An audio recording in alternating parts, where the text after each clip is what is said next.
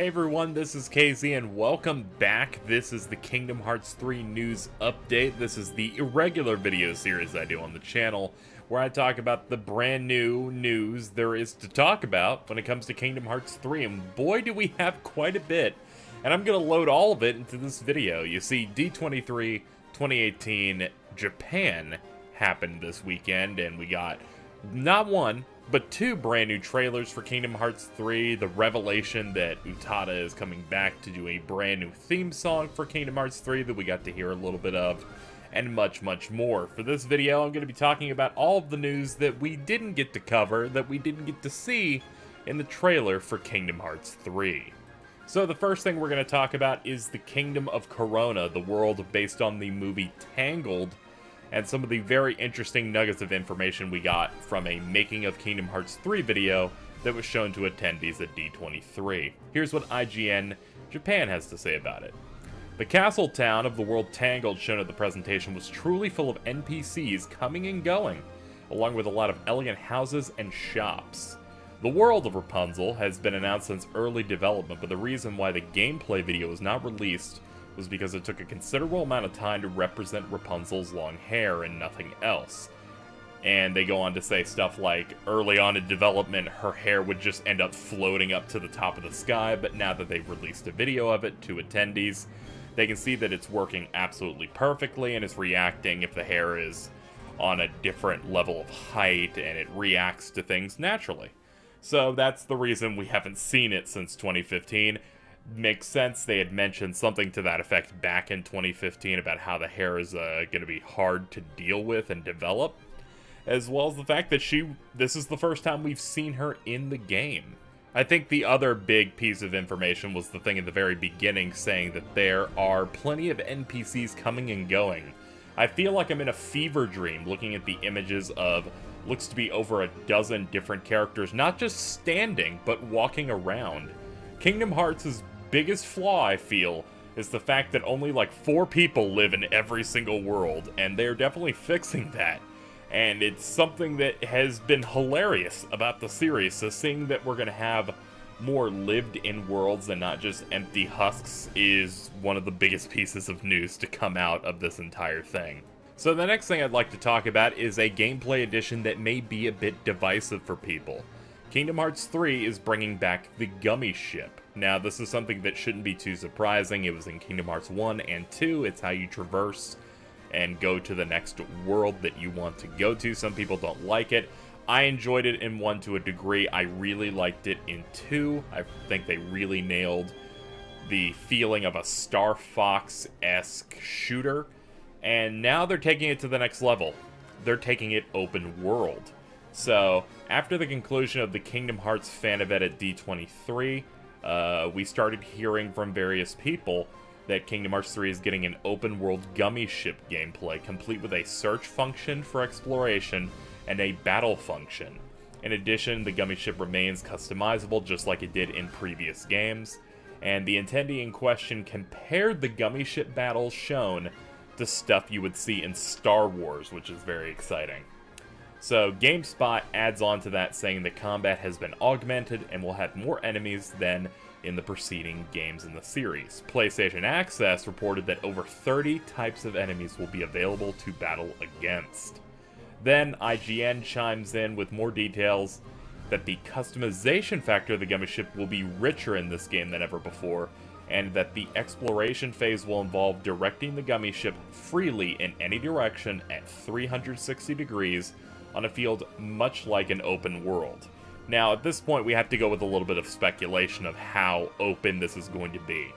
I'm thinking that you go into a menu, it's time to get in your Gummi ship, and then they put you into space and you fly.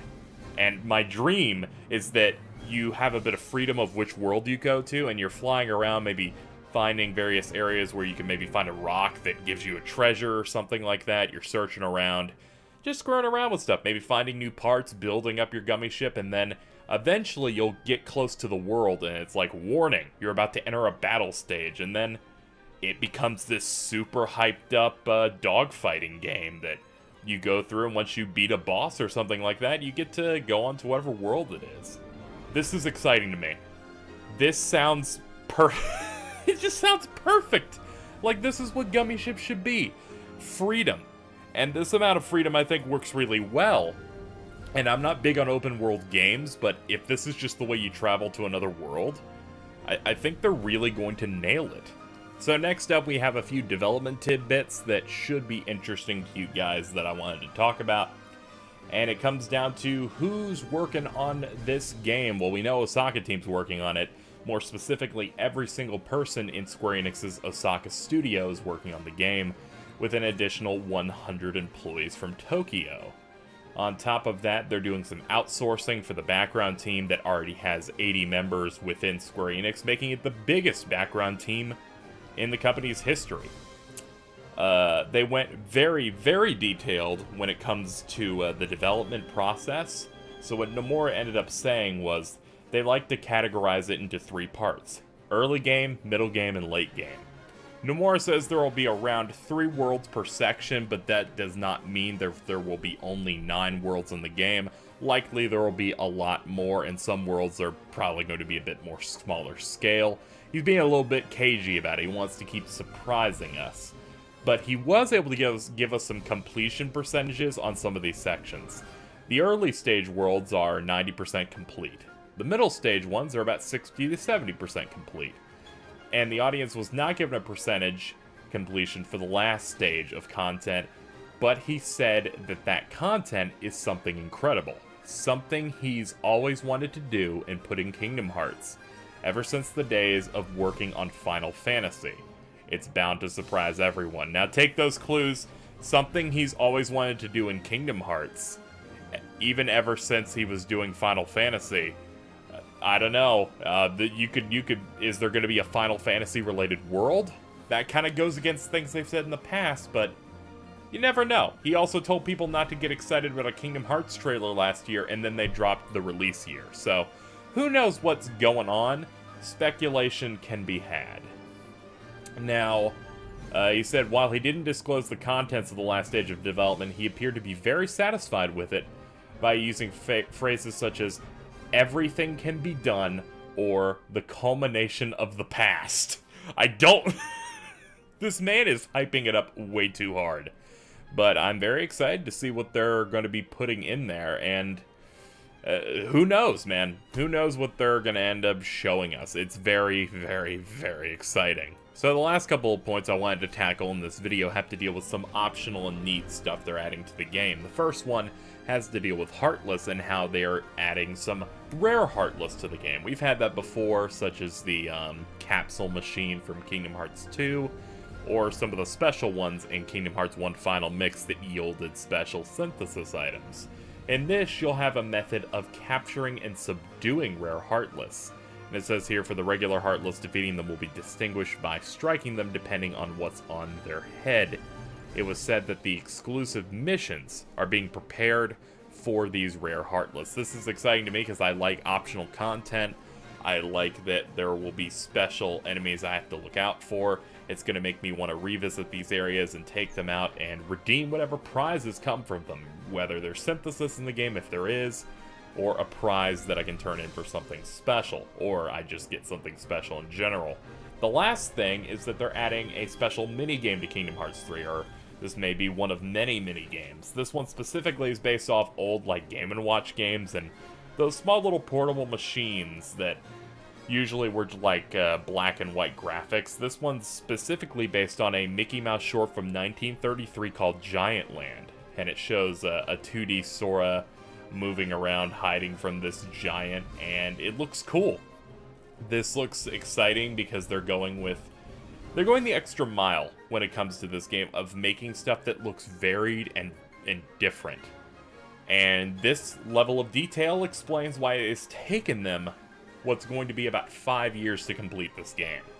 It's a monumental task, and it's very good to see that there's so much variety, there's so much extra content being added to the game beyond the bare minimum, because a fear I have is I'm a bit more realistic in thinking that as games become bigger when it comes to better graphics, larger content,